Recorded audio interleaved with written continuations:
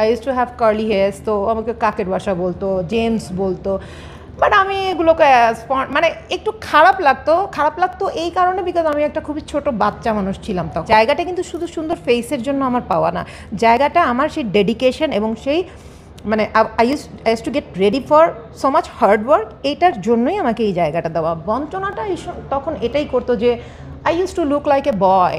বাংলাদেশে মডেলদেরকে এক্সপ্লয়েট করার থেকে তো অনেক ক্ষেত্রে আমি দেখি নায়িকাদেরকে সবচেয়ে বেশি এক্সপ্লয়েট করা হয়। মডেলিংয়ে এখনও যারা আসতে চায় তাদেরকে আমি বলবো যে just get ready for so much hard work. এখানে হার্ড ওয়ার্ক ছাড়া আর কিছুই হবে না, তুমি সবই পাবা হয়তো, বাট যদি তুমি হার্ড ওয়ার্কটা ডেলিভার না করতে পারো, there will be nothing. Other sectors-এ আমি exploitations বেশি দেখি, এবং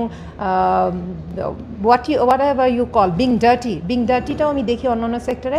but bottom line is, long story short, যেই সেক্টরেই থাকুক না কেন, শুধুমাত্র মানে এন্টারটেনমেন্ট বিজনেস কেন, সব সেক্টরেই মেয়েদের জন্য মানে নেগেটিভিটি ছড়ানো থাকে। আসসালামু আলাইকুম, এনটিভির দর্শকদের স্বাগত জানাচ্ছি আমি স্পেশাল করেসপন্ডেন্ট জাহিদুর রহমান। দর্শক, আজকে আমাদের অতিথি বাংলাদেশের একজন নামকরা মডেল, যিনি অভিনয় করেছেন এবং তার চলচ্চিত্রে অভিষেকও ঘটেছে। তিনি আজকে আমাদের অতিথি, শাবনাজ সাদিয়া ইমি। মিস ইমি, এনটিভির পক্ষ থেকে আপনাকে স্বাগতম। আপনি তো প্রথমেই ফাটিয়ে দিচ্ছেন, মানে প্রথমে চলচ্চিত্রে অভিনয় করেছেন, তাও আবার পরমব্রতের মতো অভিনেতার সাথে, মানে ভারতের। অনুভূতিটা কেমন? একমাত্র ওয়ালটন এসি দিচ্ছে 1 বছরের রিপ্লেসমেন্ট গ্যারান্টি এবং কম্প্রেসারের 10 বছরের গ্যারান্টি। এতক্ষণ সব রিপোর্টাররাই কথা বললো, কিন্তু আপনি যে ক্রেজটা নিয়ে বললেন না, যে আপনি তো প্রথমেই ছক্কা মেরে দিলেন এবং পরমব্রতের সঙ্গে, আমার ঠিক এই ক্রেজটাই কাজ করেছিল। আমি শুধুমাত্র একজন বড় অভিনেতার সঙ্গে কাজ করতে চেয়েছি এমন না, শুরুটা করতে চেয়েছিলাম এমন একজন অভিনেতার সঙ্গে যে সব ধরনের ইন্ডাস্ট্রিতে সব ধরনের পারফরমেন্স দিয়ে অভ্যস্ত এবং ওয়েল রিনাউন্ড তার পারফরমেন্সের কারণে। তো সেখান থেকে আমার মনে হয় পরমব্রত চট্টোপাধ্যায় আমার কোস্টার থাকাটা, এটা আমার জন্য একটা বিগ রিজন ছিল এই সিনেমাতে হ্যাঁ করার জন্য, যে হ্যাঁ আমি সিনেমাটা করবই। অবশ্যই সামিয়া জামান আপু অ্যাজ আ প্রডিউসার এবং as a director Shabnam Ferdousi আপা, they were my reasons. They were like they show me women empowerment like my mother. So তারা দুজন রিজন। এবং আমি যার সঙ্গে স্ক্রিন শেয়ার করব, সে যে এত বড় মাপের একজন অভিনেতা এবং সবার পছন্দের, আমার নিজের একজন পছন্দের মানুষ, একজন পছন্দের অভিনেতা, সেখান থেকে আমার মনে হয় it was a big craze for me যে ওয়াও, আমি পরমব্রত চট্টোপাধ্যায়ের সঙ্গে কাজ করব। সেখান থেকে হ্যাঁ করা সিনেমাটায়, কিন্তু পারফরমেন্স দিতে গিয়ে কিন্তু ঠিক তার অপোজিটটাই ফেস করতে হয়েছে। যতখানি এক্সপেকটেশনস ছিল, যতখানি এক্সাইটমেন্ট ছিল, ঠিক সেই এক্সাইটমেন্টটার মানে সমানই আবার নার্ভাসনেসও ছিল, যে আমি কি তার যে সিনেমার যে ধরনগুলো, তার সিনেমা কিন্তু হিট ফ্লপের মধ্যে পড়ে না কখনো, তার সিনেমাগুলো পড়ে লাইক ট্রেডমার্ক সিনেমার মতন, সব সিনেমাগুলোই ফলো করার মতন। এবং সে মানে সিনেমার তার যে চয়েসগুলো, সেই চয়েসগুলো আমার ভালো লাগে। আমি কলকাতার সিনেমা একটা সময় খুব দেখতাম, একটা সময় দেখতে দেখতে আমি সব দেখে শেষ করে ফেলেছিলাম। তো তখন আমার মনে হতো যে কলকাতার যেই মানে ধরনটা, সেই ধরনটাও আমাকে কিছুটা ইমপ্রেস করতো। বাংলাদেশে আসলে কাজ করতে গেলে মানে হয়তো সবাই ভাববে যে প্রথমেই বাণিজ্যিক সিনেমায় জয়েন করব। প্রথমেই বাণিজ্যিক সিনেমায় জয়েন করলে আমার মাথায়, আমি আবার মানে মডেলিং করে অভ্যস্ত, তো মডেলিং ইজ এ বিজনেস, তো আমার মাথায় সবসময় এটা কাজ করতো যে যদি আমি একটা কমার্শিয়াল ফিল্মে যাই প্রথমেই, তখন মানুষ প্রথমেই জাজ করবে আমাকে যে সিনেমাটা কি হিট কি ফ্লপ, এটা দিয়ে। সো একটা হিট ফ্লপের এই ঝামেলার মধ্যে না পড়ে why not I do a off track film. So this is an off track film. এটা সরকারি অনুদানের সিনেমা, এটা মিউজিক্যাল ফিল্ম, এটা একটা রক স্টারের কাহিনী, এটা কোনো নায়ক নায়িকা নির্ভর কাহিনী না। বাট হ্যাঁ, আমার প্লে করার মতন যথেষ্ট স্কোপ ছিল এবং এখানে যথেষ্ট সাহস নিয়ে আমার কাজটা করতে হয়েছে। এত বড় একজন অভিনেতার সঙ্গে পাল্লা দিয়ে কাজ করাটা, আমার মনে হয় এখানে গাটসের একটা বিষয় থাকে, যে মানে স্ট্রেংথটা থাকতে হবে। I think I am that much strong, এই জন্য এই ক্যারেক্টারটা করতে পেরেছি এবং I was chosen for that reason. অভিনেতা পরিচালক পরমব্রত, আপনার কো আর্টিস্ট অন্যদিকে, কি শিখলেন, কি শেখালেন? সত্যি কথা বলতে আমার সিনেমায় এমন কিছু জায়গাও ছিল যেই জায়গাগুলো লিটারেলি পরমব্রতেই ডিরেকশন দিয়েছে। কিছু কিছু জায়গায়, সেগুলো দর্শক দেখলে বুঝতে পারবে যে এক্স্যাক্টলি কোন জায়গাগুলো। আর সহ অভিনেতা হিসেবে এতটুকু শিখেছি যে একজন ভার্সেটাইল অ্যাক্টর কতখানি প্রফেশনাল হতে পারে। শুধুমাত্র প্রফেশনাল বলতে গেলে আমরা বলি যে খুব প্রফেশনাল, মানে পেশাদারি মন মানসিকতা, কিন্তু সেটার পেছনে যে এত গোছানো একজন মানুষ এবং ভেরি ডাউন টু আর্থ। তাকে আমি সবসময় দেখতাম যে সে ওয়ার্কআউট করতো এবং তার টাইম টু টাইম, সে রাত 12টার পরে, কখন আমাদের শুটিং শেষ হোক কি না হোক, রাত 12টায় সে ঘুমাতে চলে যাবে। So I pick those things. আমার মনে হয়েছে যে সে তো আর একদিনে এই জায়গাটাতে পৌঁছায়নি, তার কাজের কিছু এক্সপিরিয়েন্সও, তার কিছু রুটিন আছে। সো সেই রুটিনগুলো আমি ফলো করেছি এবং I pick that thing, I stall that things. আমার সে ফিটনেসের যে জার্নিটা, সেই ফিটনেসের জার্নিটাও আমার সিনেমার পরে, যে আমি এখন মানে একদম মানে শুধুমাত্র ওয়ার্কআউট করলাম সেটা না, ওয়ার্কআউট করে এটাকে কাজে এমপ্লয় করব কিভাবে, এবং হাজারো কাজের মধ্যে নিজেকে মেনটেনটা কিভাবে করব। আমার মনে হয় এটা তার সঙ্গে যারাই কাজ করেছে তারাই শিখতে পেরেছে এবং আমিও শিখেছি। ইমি, আপনার তো প্রায় 2 দশকের বেশি ক্যারিয়ার, বিশেষ করে র্যাম্প মাতানোতে। শুরুটা কিভাবে হয়েছিল? আমার বাবা আমাকে সবসময় ইন্সপায়ার করতো যে if you want to be an actor or if you want to be a real star, you have to maintain so many things. That day you can maintain those things, তখন তুমি নিজেকে star মনে করবা। কিন্তু তোমার hit flop কী হলো, কাজ হলো, সেটা তোমার মানে অর্জন না। তোমার অর্জন তুমি তোমার লাইফস্টাইলে কী কী চেঞ্জ আনতে পেরেছো এবং তোমার লাইফস্টাইল কতখানি প্রমিনেন্ট এবং কতখানি সলিড এবং কতখানি কাট টু কাট রুটিন, এইটা ম্যাটার করবে। সো আমার বাবার ওই নীতিটাও আমি কাজে লাগিয়েছি। আমি দেখলাম যে হ্যাঁ, ইটস ওয়ার্কিং।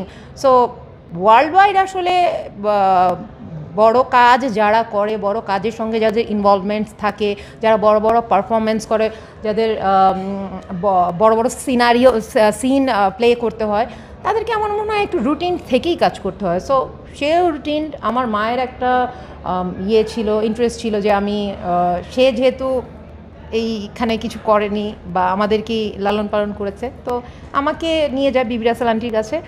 তো back in 2001 Bibi Rasel aunty আমাকে এক দেখাতেই পছন্দ করে অ্যাজ এ মডেল। তো তখন আমি সেই ফার্স্ট শোটা করি, অ্যান্ড দেন 2002-তে you got the look pageant জেতার পর, আমার মনে পড়ে না exactly which day I was at home, আমি কাজেই ছিলাম। প্রথম দিনের পারিশ্রমিক যেদিন পেলেন সেদিনের অনুভূতি কেমন ছিল? কত ছিল? প্রথম দিনের পারিশ্রমিক ছিল, মানে প্রথম কাজের পারিশ্রমিক ছিল 3,000 টাকা।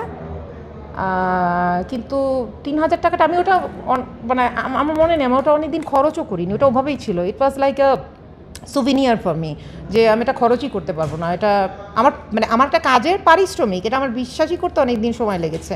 আর এটা এক্সাইটমেন্টও ইনভলভ ছিল যে এটা আমার প্রথম কাজের পেমেন্ট, পারিশ্রমিক।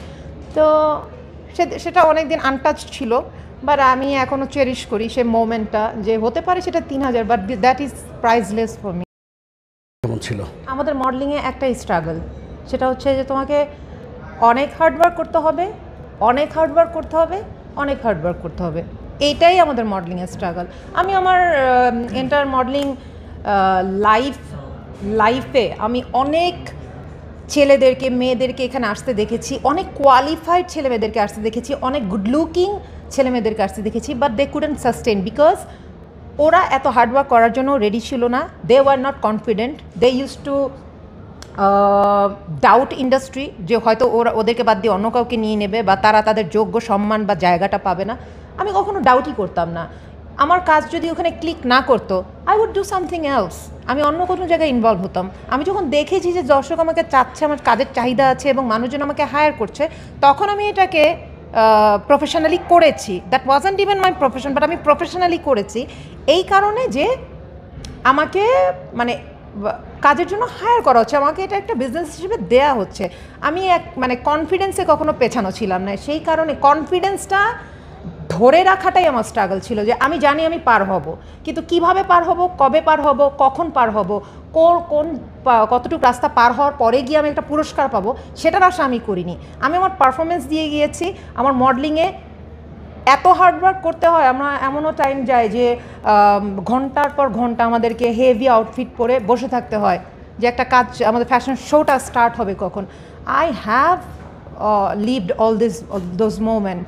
তো আমি এটা বলবো যে আমাদের মডেলিংয়ের স্ট্রাগল এটাই ছিল, যে কনফিডেন্স ধরে রাখা। মডেলিংয়ে এখনও যারা আসতে চায় তাদেরকে আমি বলবো যে just get ready for so much hard work. এখানে হার্ডওয়ার্ক ছাড়া আর কিছুই হবে না, তুমি সবই পাবা হয়তো, বাট যদি তুমি হার্ডওয়ার্কটা ডেলিভার না করতে পারো, there will be nothing.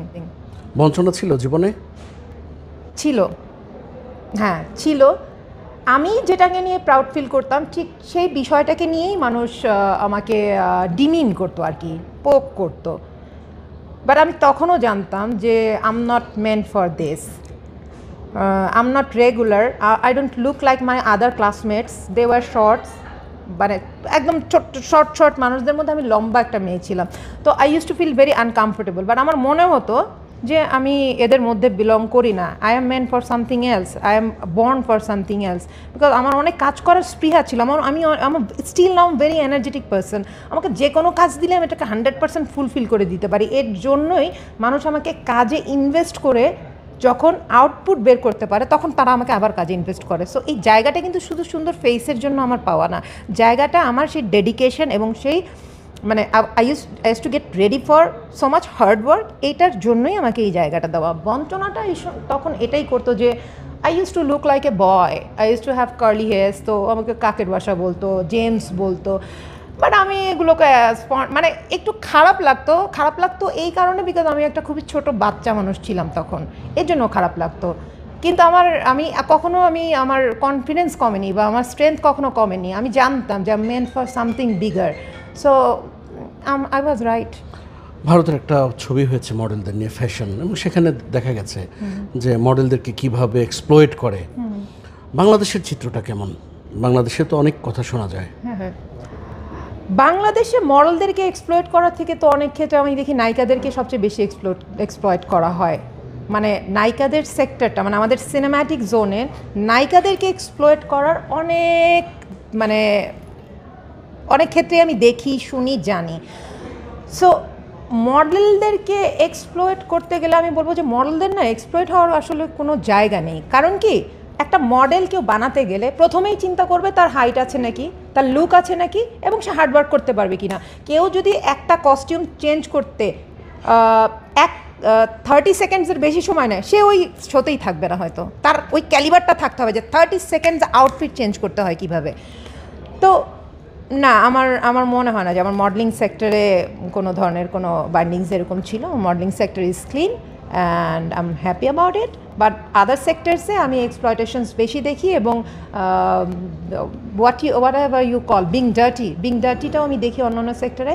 But bottom line is, long story short, যেই সেক্টরেই থাকুক না কেন, শুধুমাত্র মানে এন্টারটেনমেন্ট বিজনেস কেন, সব সেক্টরেই মেয়েদের জন্য মানে নেগেটিভিটি ছড়ানো থাকে। ইভেন তাদেরকে ব্লকেজ দেওয়া হয় যে সবাই যদি ধরো একটা খারাপ কাজের জন্য কেউ একজন রাজি হলো, তাহলে আপনি কেন রাজি হবেন না, এই টেন্ডেন্সিটা সবার থাকে যে উনি রাজি হচ্ছে না, ও রাজি হচ্ছে, আপনি কেন হবেন না, উনি তো আপনার থেকে বেশি কাজ করছে বা উনি তো আপনার থেকে বেশি বড়। আমার মনে হয় যার পার্সোনালিটি ধরে রাখার দায়িত্ব তার, এবং যার কেরিয়ার তার, যেভাবে চায়, কেউ নেগেটিভলি চায় প্রমোট হতে, কেউ পজিটিভলি। এখন কে কীভাবে প্রমোট হতে চায় সেটা তার ডিসিশন। কোনো অজ্ঞ লোক কি কখনো নাড়া দিয়েছে ইমির দরজায় যে সে বুঝতে পারেনি আসলে ইমি কেমন? প্রায় দেয়। কীরকম? প্রায় দেয়, মানে কোনো একটা আনসার্টেন একটা কথা বলে বসে, বা একটা টেক্সট মেসেজ পাঠায় বা হোয়াটসঅ্যাপে, হয়তো বোঝাচ্ছে যে কাজের জন্য কিছু একটা বলবে, বাট আলটিমেটলি দেখা যায় যে মানে something is fishy, something is wrong, মানে অন্য একটা ট্র্যাকে চলে যাচ্ছে। তো এরকম প্রায়ই হয় যে মনে করে মানুষজন যে উনি ইন্ডাস্ট্রিতে আছে, উনিও হয়তো এরকম। তো আমি আসলে জানি না এক্স্যাক্টলি কারা এমন দেখে তারা ভাবে যে আমরাও এমন। হতে পারে যে কিছু মানুষজন এমন আছে দেখে হয়তো তারা ভাবে যে আমরাও কেন এমন না, বা আমি কেন এমন না।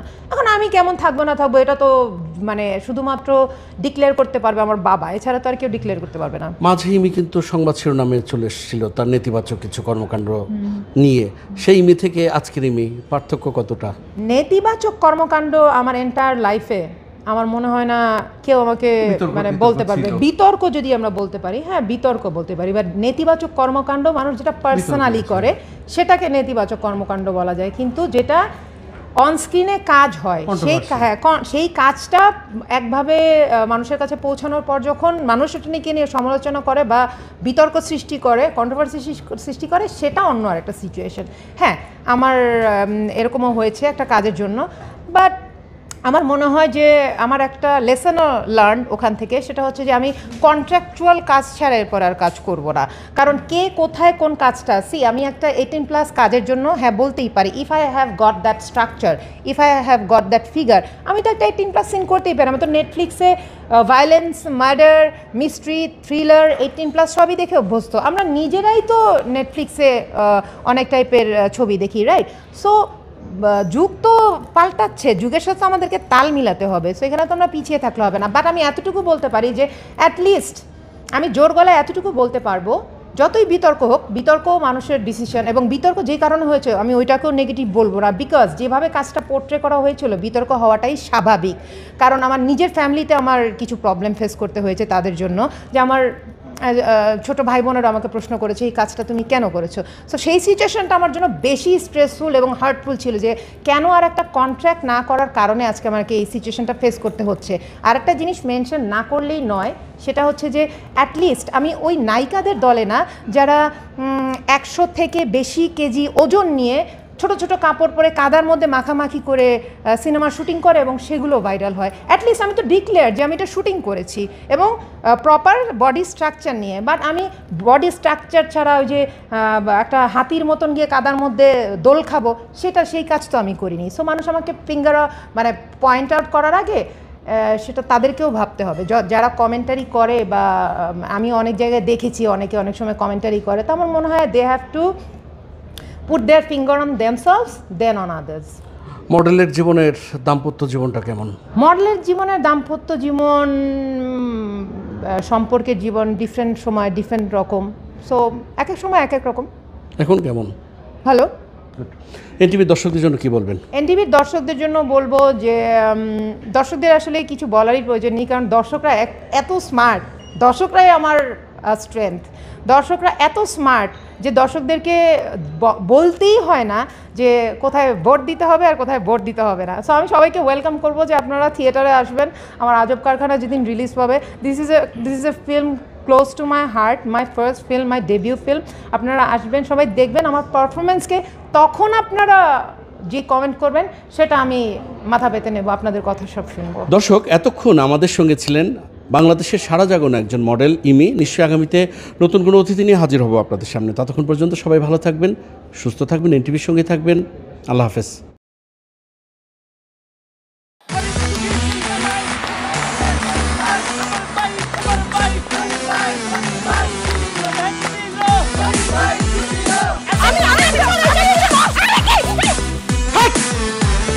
কি ধরনের আকাম করেছে জানো? শালা বিয়ে করলো দুখান, কিন্তু ফেসবুকে রিপোর্ট করেছে একখান।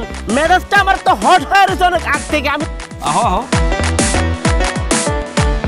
আমার জান পাখি, সোনা পাখি, টিয়ে পাখি, কি করতেছো? ফেসবুকে একটা পোস্টে অ্যাংরি রিঅ্যাকশন দিচ্ছিল। Don't touch my body. বড় বউয়ের প্রতি অনেক কি বেশি না মায়া মহব্বত, যাও তারে গিয়া দেখাও, আমার কাছে আইছো কেলা? প্রথমে আমার ঘরে না এসে আমার চোখের সামনে দিয়ে গট গট করে ছোট বউয়ের রুমের মধ্যে চলে যাও কোন সাহসে? আমি ভাবছিলাম তুমি বড় বউ বড় বইনের মতো থাকবা, কিন্তু তুমি বাইরে হইছো আস্তে একটা ডাইনি বুড়ি। আমি সাক্ষাৎ যাই না, তুমি শোনার ময়না পাখি। চুপ করো।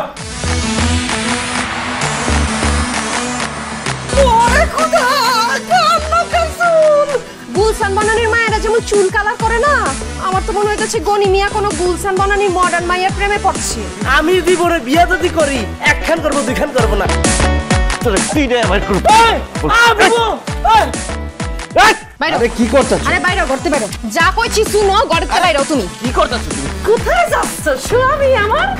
হ্যাঁ, তুমি ছাড়া মোর কোনো গতি নাই, তোমার ঘরে একটুখানি দাও ঠাই। দেখাই দিচ্ছে ছোট বউ তার আসল রূপ, নাগিনী সাপিনী। শুনছি ভালোবাসা টিকে থাকে বিশ্বাসের উপর। আমার উপর তোমাদের সেই বিশ্বাস ছিল, আজকে দেখতেছি আমার উপর আর কোনো বিশ্বাস নাই। যেহেতু বিশ্বাস নাই, তোমাদের সাথে থাকার কোনো ইচ্ছা আমার নাই।